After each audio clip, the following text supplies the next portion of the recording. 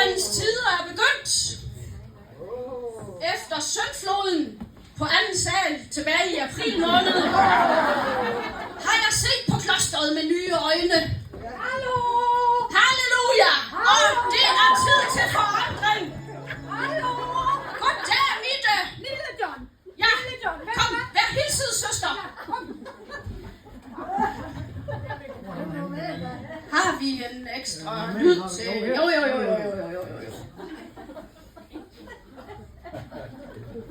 Hallo? Ja, Mitte, hvad så?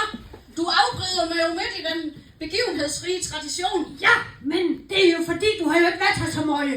Nej, det Du har jeg. er jo ikke, du er ikke fis, du kan rende og ske i hæverskolen. Nej, jeg hører jo til i udenrigsministerierne. Ja. Men jeg kan fortælle lidt. Ja. Det kan jeg. Kan du berige os? Ja. Det lyder godt. Så vi har jo hende, den gråhårede dame. Ja. Hun er tit set, når jeg er i gang med en rød smuse i her. Ja. Så tror jeg alle, vi ved, hvem det er. Ja. Og hun har fundet nu af til os, at personalet er blevet elite. Yes, Eline. Så nu er det ikke kun elev med, det synes jeg er ret godt. Men er det, det er sket navn af strategimål? Ja, lad os da lige høre lidt om det. Ja, jeg har det med her, nu skal du se. Jeg har jo lidt Alzheimer, så Ja. vi har jo navnet her sundhed. Ja, og det er vigtigt. Og den har vi jo, den steg Rasmus jo for her i hus. Kantine Rasmus, vel at mærke. Ja. Heldigvis så har vi nogen, der har sådan arbejdet lidt i uge i sig. De har sørget for at smule en vis gerne ind. Yes.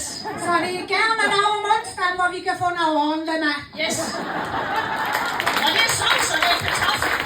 Yes. Tak for det der. Så ved jeg ikke, hvad der sker, men igen har de taget det der læring som en strategipunkt. Jeg ved heller ikke, hvad der skal til for Den det var pjat. med sidste år. Ja, men altså. Fornyelse, ikke også? Fornyelse, siger jeg. Og jeg forstår ikke, fordi egentlig så har vi jo aftalt, at vi bare putter alt det læring ind i munden. Og så er det eneste lærer, de skal gå rundt og sige, fedt det back, fedt. Ja, men det gør de vel også. Ja. Når de har tid. Ja. Så har vi det sidste mål. Det er det med mangfoldighed. Den var værd der. Ja. Men jeg må sige, de løste den sgu alligevel godt. Gjorde de det? Ja. De ansatte sgu derhjemme med tørklæde. Det var sgu fikst. Og så satte de hende ned i næsebuden. Ugen efter